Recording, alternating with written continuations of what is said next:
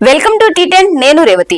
భారత ఆర్థిక వ్యవస్థ ఉరుకులు పెడుతుందని బీజేపీ పాలకుల ఊక దంపుడు ఉపన్యాసాలు, రిపోర్టులు వాస్తవ రూపంలో కార్యరూపం దాల్చడం లేదు. స్థూల దేశీయోత్పత్తి వృద్ధి మందగించడమే ఇందుకు ప్రదర్శనం. ప్రస్తుత ఆర్థిక సంవత్సరం జూలై నుంచి సెప్టెంబర్ తో ముగిసిన రెండో త్రైమాసికంలో వృద్ధి ఏకంగా 5.4% పడిపోయి దాదాపు రెండేండ్ల కనిష్టానికి క్షీణించింది. ఆర్బీఐ రేటింగ్ ఏజెన్సీల అంచనాల కంటే ఘోరంగా క్షీణించడం గమనార్హం. కేంద్ర గణాంకాల శాఖ ఈ నెల 29న జీడీపీ రిపోర్టును వెల్లడించింది. మైనింగ్, గనుల రంగాలు అత్యంత పేలవ ప్రదర్శన కనబర్చాయి. గతేడాదిలో ఇదే త్రైమాసికంలో జీడీఏ ఏకంగా 8.1% పెరుగుదల చోటు చేసుకుంది. గడిచిన ఏప్రిల్, జూన్ త్రైమాసికంలో 6.7%కి పరిమితమైంది. ఈ రెండింటితోనూ పోల్చిన జీడీపీలో భారీ తగ్గుదల నమోదు కావడం ఆందోళనకరం. మరోవైపు రేటింగ్ ఏజెన్సీలు కూడా 6% ఎగువన వృద్ధి ఉండొచ్చని చేసిన అంచనాల కంటే మరింతగా పడిపోవడం విశేషం. జీడీపీ 7% పెరుగుతుందని reserve bank of India governor Shaktikant Das అంచనా వేశారు.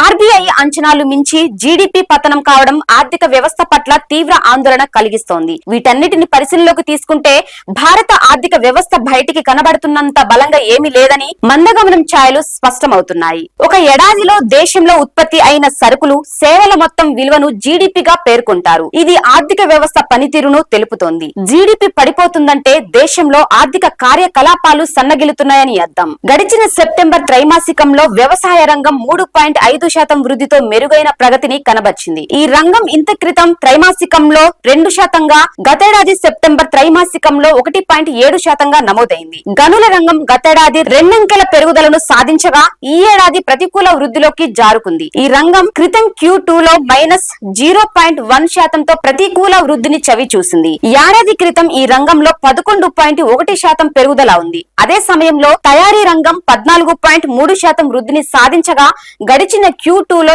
ఏకంగా 2.2%కి పడిపోయింది. అలాగే విద్యుత్ రంగం వృద్ధి 10.5% నుంచి 3.3%కి క్షీణించింది. క్రితం Q2లో నిర్మాణ రంగం 7.7% వృద్ధితో సరిపెట్టుకుంది. గతేడాది ఇదే త్రైమాసికంలో 13.6% పెరుగుదలను సాధించింది. ఇదే సమయంలో వాణిజ్యం, హోటళ్లు, రవాణా రంగాల జీడీపీ 4.5%గా ఉండగా గడిచిన Q2లో 5.7%కి పెరిగింది. ఫైనాన్షియల్, రియల్ ఎస్టేట్, నైపుణ్యాల సర్వీసులు ఏడాదికేడాదితో పోల్చితే 6.2% నుంచి 6.7%కి పెరిగాయి. ఊహించిన దానికంటే బలహీనమైన వృద్ధి చోటు చేసుకోవడంతో భారత ఆర్థిక స్థిరత్వంపై ఆందోళనను పెంచుతుందని నిపుణులు పేర్కొంటున్నారు. ముఖ్యంగా తయారీ, మైనింగ్ లాంటి కీలక రంగాలు సవాళ్లను ఎదుర్కొంటున్నాయని స్పష్టమవుతుందన్నారు.